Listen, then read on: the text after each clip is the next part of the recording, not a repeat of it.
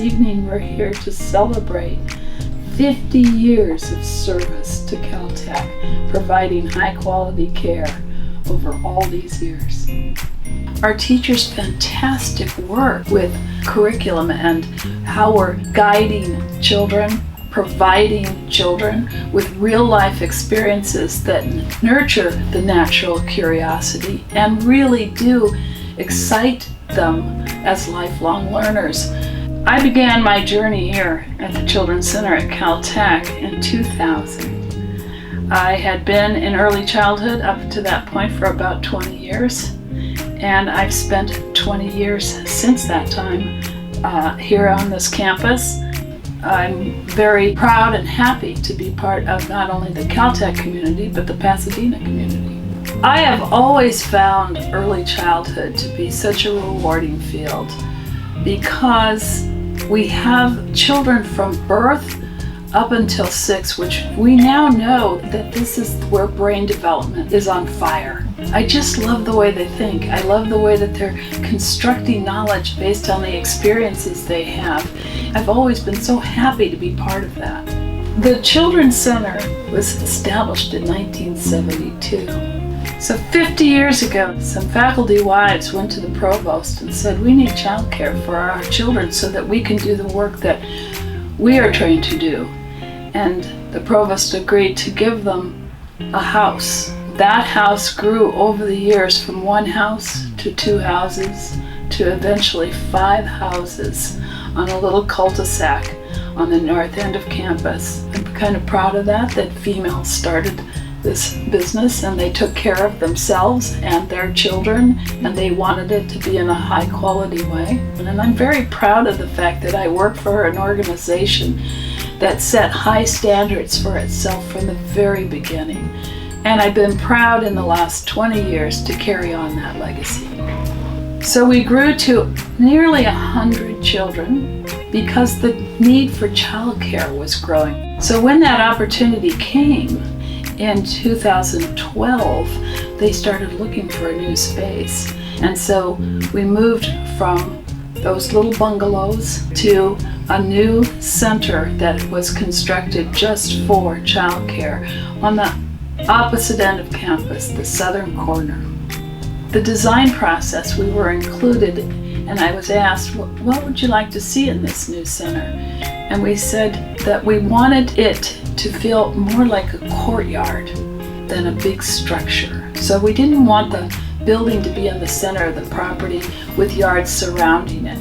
In fact, one of the things that I told the architects is push the building all the way to the parking lot.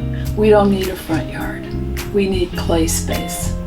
And that's exactly what they gave us. And it's quite a treat, actually, to give tours here, because when we open that second set of doors and they see our beautiful secret garden, it's really thrilling for parents to say, this is beautiful.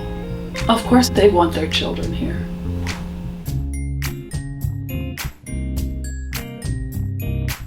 In 2007, we opened the first science laboratory for children. No one had ever heard or seen one before, so we had to think, oh, then what's that look like?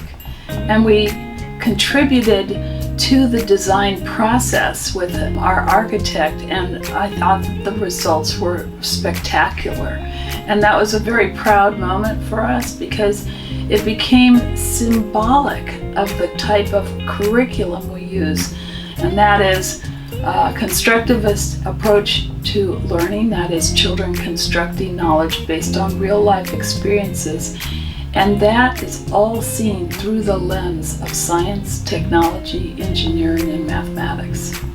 We believe that children have rights. They have the right to a beautiful center. They have the right to be respected. And what does that mean? It means that we show respect for them. So we don't ask children to wait. We prepare the environment every day in a way that we hope says to each child that walks through the door in the morning, we've been waiting for you.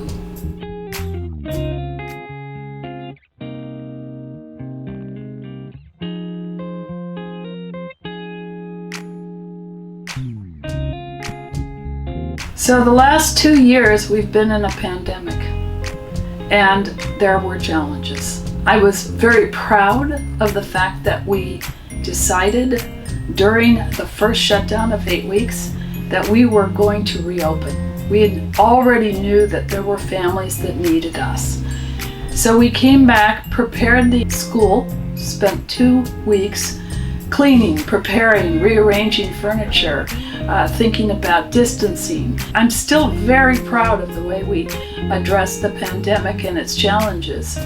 And many things we learned from the pandemic. We learned to communicate better to our families. We use Zoom and other formats like that to be able to present parent workshops. So in some ways, I think once we're out of this, we're going to come out of this better than we went in.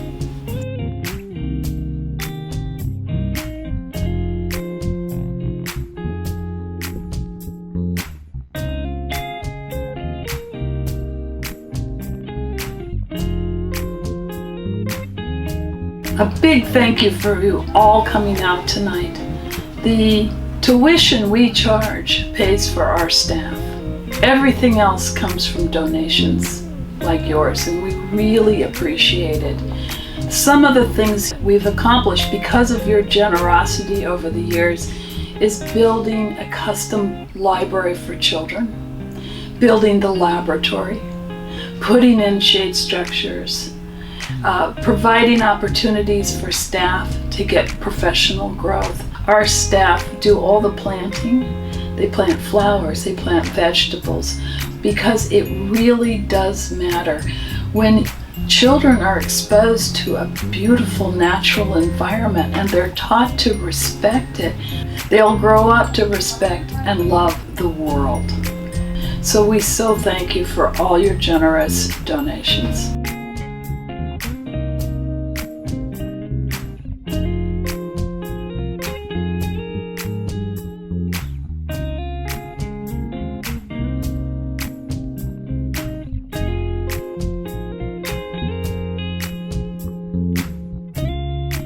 Our mission statement is to nurture the natural curiosity of children as a foundation for lifelong learning. This is a really important piece for us because we believe that there's new creations all the time, and we want children to be aware of that. And it's not just the children. Our teachers fall under this same mission statement. So there's a lot of professional growth we provide because we are lifelong learners.